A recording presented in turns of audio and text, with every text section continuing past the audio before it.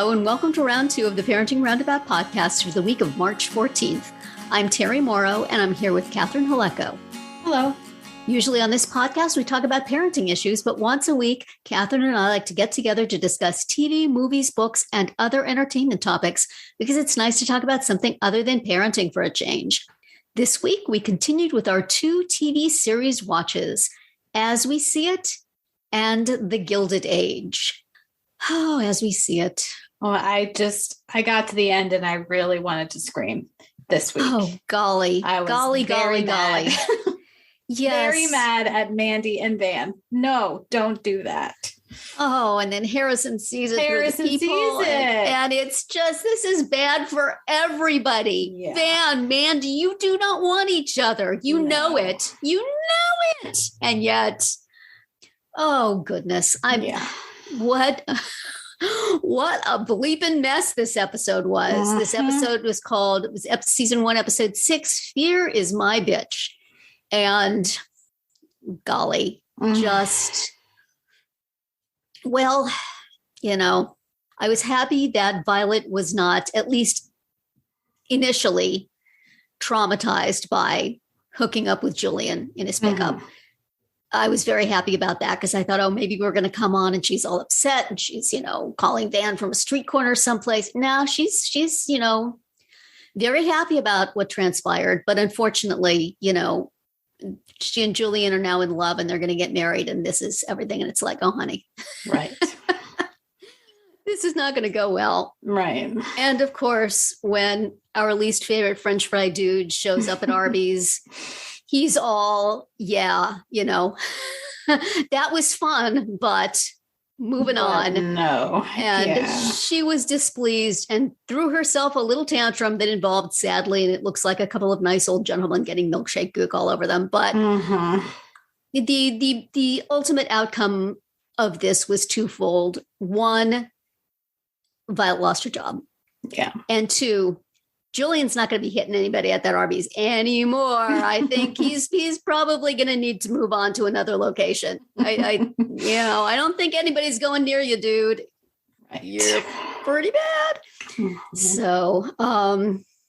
So then, Van, oh, poor Van. I mean, my heart does go out to Van because he has, really Montana. Have you looked into Montana, buddy? I hear it's nice in Montana.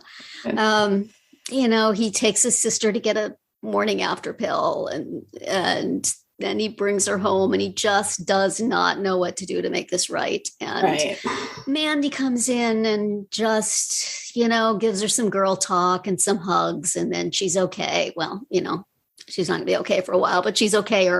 Right. And this, of course, immediately has Van feeling like he should go out in the hallway and kiss Mandy. Dude, I am so sorry. Your life is just awful in so many ways right now, but this is not the way to fix it. No, this is adding complication that you really do not need. And Mandy, girlfriend, I know how confused you are. I know how hurt you are. I know how frustrated you are. I know you do not know where you want your life to go right now, but it is not there. Mm-hmm. That is not, no, flag on the play. Stop. No. To your corners, young people, to your corners. Oh, such a very bad idea. So and bad. You saw it coming and you were like, oh, surely they'll hit an off-ramp before that, but no. No, and then just to really rub salt in the wound, Harrison sees it. Harrison, who has decided that, he and Mandy are going to fall in love also. Who could ever have predicted that would happen to us last week? But us last week, yep. Perhaps you should listen to Violet talk about Julian. Because, sweetheart, you're heading on that same bad road. I don't think you're going to have any sex in a pickup, but you're going to get your heart broke. Oh, dear. And we're heading into the final 2 episodes. And all I have to say about it is, oh, dear. Yeah. Do not like. No. I mean, one thing that I like about this show is how each character, each of the 3 roommates has such a defined character. Yeah. And it is not, it's making the point, like, if you know one person with autism, you know one person with autism, and they're so different from each other, just in terms of how they relate to each other, how they, think about themselves. Right. And that they're really well drawn, but also, my one thing is that I don't quite think they went all the way there with Harrison's character. Okay. Because he just seems to be a big cuddly dude, and who couldn't love Harrison? And yeah, he has trouble wearing a shirt, and yeah, he has trouble going outside, but he's just lovable Harrison. Where the parents' plot would make more sense if you were less functional. I mean, he's not hugely functional. He sits in the apartment, which makes me wonder why Mandy can talk about things like his parents going to Montana and he doesn't hear it, but still. He does not seem like a dude who would be difficult for his parents to handle. Right. Whereas if he did, then you could say, well, I see where they're coming from. But instead it's like, well, he's just such a big, lovable teddy bear. And you can only take so much of that. Yeah. So I think that they, for whatever reason, I can think of some things they could have done to make him a little more of a handful, I guess, or of a somebody in need of specialized services outside the home. Right. So I don't know, but maybe we will see some of that at the graduation party, which I have this feeling in my heart is not going to go well.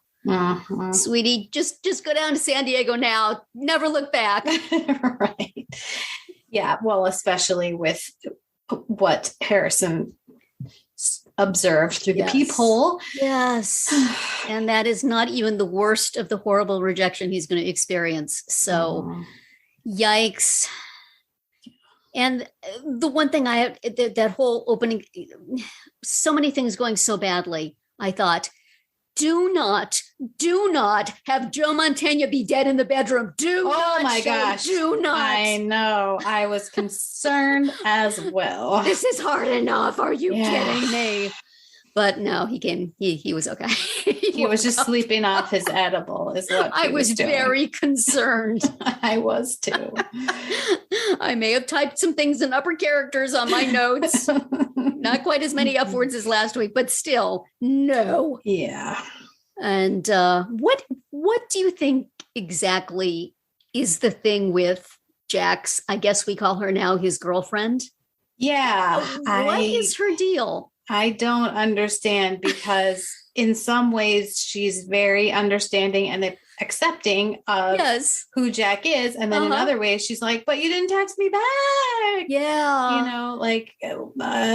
Well, I think you kind of knew what you were getting here. He didn't hide that. He can't. He's a good looking guy, and he's not uncharming in his very weird way, but I think he has a lot of ladies throwing themselves at him, throwing themselves at him, and she just seems to be interested. Yeah. I hope which is fine. Intentions are pure. Yeah, I mean, it's fine for her to be interested, but she can't pick and choose how he is and how he behaves. So, right. I just don't want her to end up like Julian the French fry guy. What are your intentions, ma'am? Do you own a pickup? No, because she takes the bus. That's right. She takes the bus. Excellent. That's 1 point in your favor, but do not be trifling with these people. No. Oh, goodness. Mandy is such a mess. Oh, sweetie, take your chocolates and go up to Berkeley. Do it now. Run fast. And Van, I feel so sorry for that dude, but wow, is this only going to make it so much worse? Yep. Golly. Well, let's see, was there anything else that transpired in this extremely plot-packed episode. Mm-hmm. Many, many things going terribly. There's 2 more episodes left. How many episodes of the Gilded Age do we have left? Is it the same? Do they also have 8? Do we know? Not sure. I will see if I can figure that out. Things seem to be coming to a boil there as well. Right. People making possibly questionable There's at least 9. Oh my. Well, that's a lot. But unclear on if that's the end or not. Yes. Because, they're doling them out one at a time. They are. Well, according to Wikipedia, perhaps 9 is the last one. All right. Well, still unclear. We are only at episode 5, which was titled Charity Has 2 Functions, which of course are the charity itself and the ladder it allows people to climb to get themselves into high society, of which Mrs. Van Ryn does not approve. Mm-mm. She would whip that ladder out and let them fall in their butts, as would the unfortunate Mrs. Morris. Yes, she's real mad. Yes, she is. Do you think she personally went and somehow wrecked the train? Was she standing in the station and pulled an axle out of a wheel or something? I wouldn't put it past her at this moment. She was like a witch in a Shakespeare play, standing off to the side, cursing, making her not so quiet remarks. That's right. She was not subtle. No. And I mean, I understand her anger, although it was her dumbass husband who really, both made the devastating financial mistakes and also left her with the mess. Right. But still, I can see. And also, I got the impression that George Russell was kind of okay, I had my fun and now I'm going to kind of let them get back to it. He did that afterward. I don't think he did that then, because remember, Mr. Morris got down on his knees and Mr. Russell was still kind of, oh, well. Right. But I feel like after that performance, Russell was sort of okay, well, he sort of, when he was no longer in the presence of those guys, he was kind of it was fine now.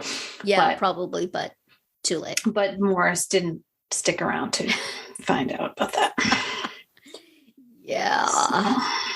So we have the possible ruin of the Russells again with a train crash of which the facts are just coming in, which will cause Mrs. Russell to have to call in that favor from Clara Barton already. Dang quick. Yeah. I enjoyed how much Clara Barton knew exactly what she was doing. Oh, 100%. Is just pleased as punch to be a ladder. Come on over here, bring your money. I'll launch right. Very happy too. She does not care about the qualms of the unfortunate Mrs. Morris. Or Aunt Agnes. Mm-hmm. And she's kind to Peggy, so we like her. Mm-hmm. And she wants to offer her ladder services to Mrs. Chamberlain, not Mrs. Chamberlain. Oh no, not her of all people. Yep, the lady's got money. Clara Barton wants to make her acquaintance. Send her on over. Absolutely no problem with. Well, that's how you got to be, though, right? Right. Sort of like a money laundering scheme for the, socially inappropriate. Right. She was fairly delightful. Yes. And we got Nathan Lane with was that a Southern accent? A Southern accent and a significant, more interesting facial hair to add to our collection. You are having yourself a good time, aren't you, sir? Oh my, indeed. Better off than you were on Only Murders in the Building. You look like you're having a better time now. Oh, yes. Probably not robbing the jewelry of dead people, though. Would we put it past him? Possibly not. No, I don't think we would. He seems like he might just slip a brooch or two in his pocket during the wake. Mm-hmm. Seems like that kind of dude. But also quite happy to extend the ladder of social success to, anyone who looks like they may be able to be some use to him. So. Right. Which is interesting because why then does Mrs. Astor need him? No. She doesn't. She's already in charge. Yeah. Mrs. Astor may, like Clara Barton, be not averse to making use of people who wish to be made use of. Mm-hmm. She just can't do it directly. Right. I will be interested to see how that develops. Mm-hmm. Meanwhile, amongst the truly snake-like and low life folks, Mrs. Russell's maid, Mrs. Van Ryn's son, have made an acquaintance and seem to be in, shall we say, cahoots. Cahoots, for sure. Which, I don't like either of them. I want them to go away. Mm-hmm. And they are not. They're going to make trouble. Trouble, I tell you. They sure are. But, it's not like they had to make trouble to get rid of Gladys's suitor, because her dad did just fine with that. I did gasp. Maybe this is a test to see if the kid really loves her. But then he said he would destroy him if he didn't do it. Yeah. He really, you leave me no choice there, sir. What can I do? He pretty much painted that kid right into a corner. Oh, golly. I don't know that he looked like such a loss, but still, poor Gladys. Gladys is going to, one of these nights, just tie a bunch of sheets together, crawl out the window, and get the next train out of Dodge. She's... Because she tried to get out. And she did. She got busted before she even got halfway across the hall. Oh, dear. That poor girl. Mm-hmm. She is going to be prodded into making mistakes, I fear. Yeah. And also, does this open the door for the oily young Mr. Van Ryn? Mm-hmm. I fear it does. Yes. Ick. Is that really what Mrs. Russell wants? Is that what Mrs. Russell wants? Well, and I mean, Mr. Russell has already figured out that that's what Oscar wants. So yeah, I don't. But now he has a spy in the house. Right. What will she do? A spy who should have been booted last week for her ridiculously terrible behavior. How on earth is she not fired? I keep saying somebody else knows what she's up to and will expose her at a satisfying time, whether it's the housekeeper or the chef, right, or somebody in service, or even, Mrs. Russell. I want somebody to know that she is a viper and to, step on her head at some opportune moment. Yeah. Send her off to work for Mrs. Morris. You will be wearing black. She will not be into that. Yes. And, we got our little humanizing moment for the unpleasant servant in the Van Ryn house. What is her function exactly? I think she might be the house. Is she the housekeeper? I think she is. And we didn't really want to feel bad for her. We just wanted to feel she was bad. But in fact, she went to visit her, presumably her mother. Yeah, her very mean mother. Exponentially more of a miserable bleep than she seems to be. Right. And, we're very sorry for your horrible life, lady. Perhaps you could not try to make it horrible for other people, but, all right, we'll feel sorry for you. Yes. It's okay. So I guess every now and then we're going to get these glimpses of the unfortunate backgrounds of the people downstairs. Right. Like we got the housemaid who had been abused. But of course we haven't heard a peep about that since. Yeah. I wonder if these are just going to be freestanding vignettes of, see, poor people have problems too. Imagine that. Yeah. I bet they do. And they cannot donate lots of money to climb out of their problems. Yes. This is true. Oh, and Marion's suitor took some liberties. He sure did. That was another moment where I was taken quite aback by his behavior. Not quite as bad an idea as Van and Mandy, but still. There are other people in this hotel. Yeah, including Peggy, who basically watched the whole thing.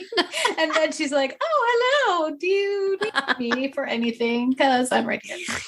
Oh, dear. So inappropriate, sir. Even if she did seem not to mind so very much. Yeah. No, I don't Still think she do did. not know what to make of that relationship as to whether she really cares for him or he's just flattered and finds it a little naughty. So and same for him, frankly, That's true. What is his motive? what's his angle? I don't know. He seems to be making a place for himself in society, right. And possibly there are some richer dames he could go after, whose aunts do not disapprove of him. Right. But he's just smitten by her beautiful ditzy self. And man, I got to tell you, good luck to you.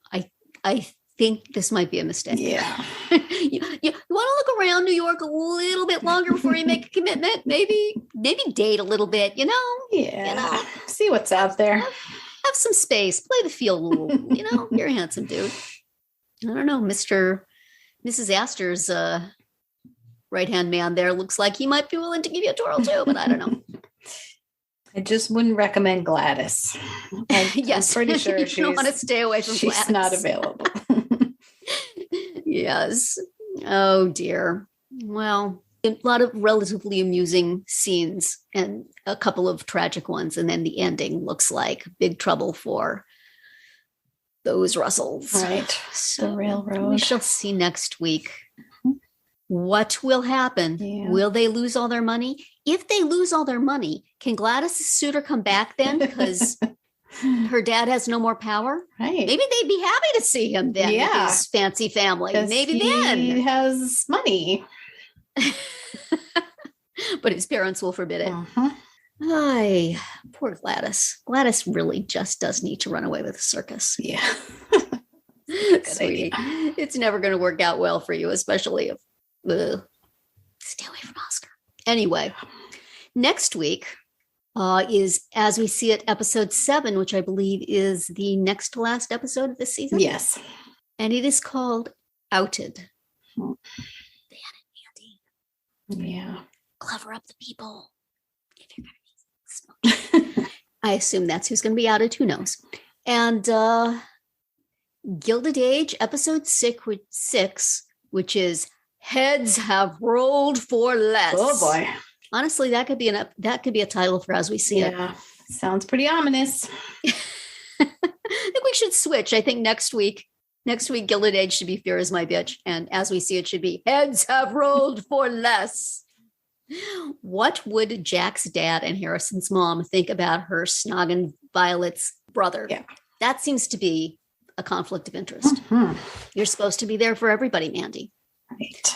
Get just to service the siblings of the roommates. Oh, such a bad idea. Have we mentioned what a bad idea that is? Oh, dear. But the actor who plays Van did an excellent job of sitting there looking like he was falling for Mandy. Just, you could just see it. And you're going, no. Stop it.